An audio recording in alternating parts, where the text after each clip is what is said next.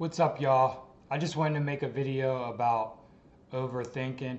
I see a lot of stuff online, um, and it talks about how overthinking is bad, but people don't really give you much pointers of how to overcome overthinking. And so I just kind of want to get into that a little bit because I was a huge overthinker, and I still am, but I've got a little better. And a lot of times, when I was younger, I got into a habit of overthinking, not realizing it was bad for me, and it's kind of like a snowball effect.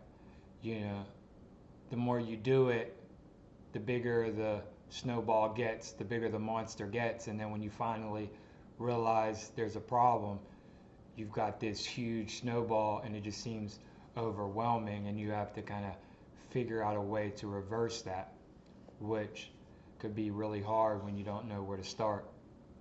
And so, um, one thing I learned how to do is to to learn how to take my attention off of whatever it is I'm thinking about or worried about, and kind of put it on my breath, like meditation, and start to um, get into meditation and get into Zen and stuff like that.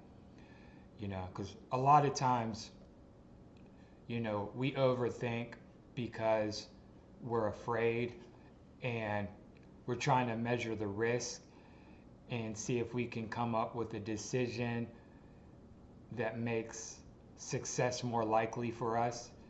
And so maybe that'll give us the courage to take the risk if we can think of a game plan that's perfect. And so in that, and if we think of the perfect game plan, then that'll make our chances of failure a lot less. But most of the time, that perfect game plan never comes, and you just are procrastinating because you're afraid. You're afraid of the failure, or whatever it is.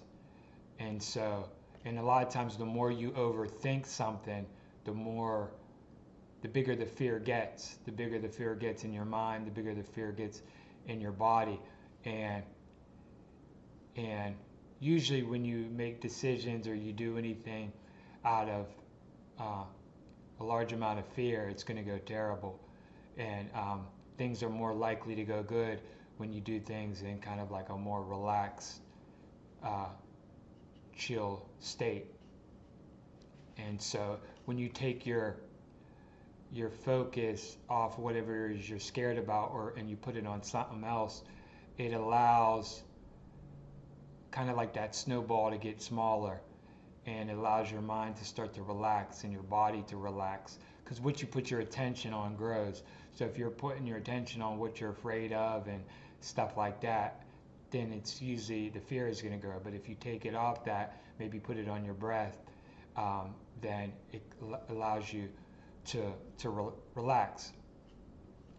And you also have to just learn how to not need the perfect game plan or solution. You have to learn to trust your natural um, abilities, and just trust that that you don't need to think of a perfect plan. You just act sometimes, and usually you have all the skills you need, and things work out when you just do, and you don't just overthink everything. you know a lot of times, and so usually it's your fear that's causing you to overthink, and it causes you to procrastinate to the point where you never take action because you can never think of that perfect plan. And so a lot of times you're going to have to just do things no matter how afraid you are.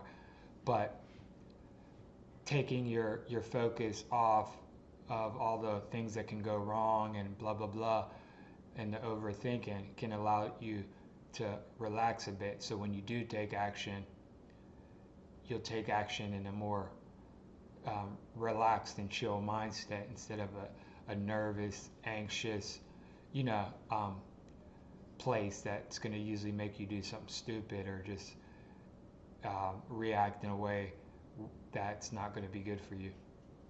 Yeah, so, and if you've created years of overthinking, you're going to have to put the work in to kind of reverse that, so it's not just going to come in one day. It's going to take days of meditation, days of taking your attention off your thoughts. And so it takes some work to reverse that. So, but it's well worth it, and it'll eventually just become part of your psychology, because most of people's problems in life nowadays are due to, bad social skills due to overthinking. You know what I mean?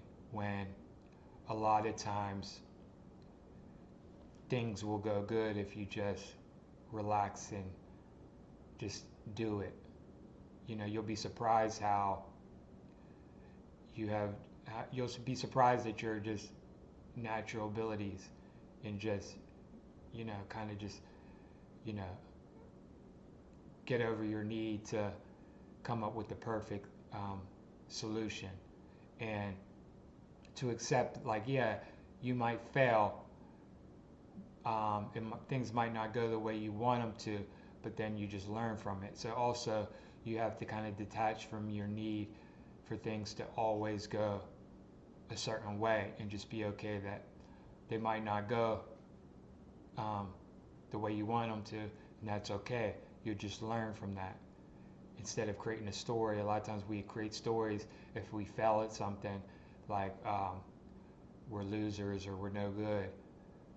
A lot of times those are just stories, and that's just more overthinking, and it's just like, you know, it's about learning. Failure is okay. You just learn from it, and then the next time maybe you won't. So you have to accept that. Yeah, you might take a L. You know what I'm saying? That's okay. Yeah, it doesn't mean you're a piece of shit.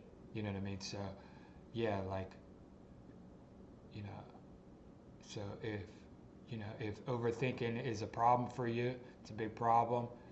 Yeah, like, and you can look up techniques online that'll help you that I can't think of right now. But yeah, I just wanted to drop a little bit on that topic, because it was a topic that it was something that I've had difficulties with, and I know a lot of people nowadays do. The mind can't solve everything. I know we're taught, especially in, like, I feel like Western society, that you can think your way through everything, but sometimes it's just like things work out when you stop thinking. It sounds weird, but it's true. All right, anyway, peace. Have a good one, y'all.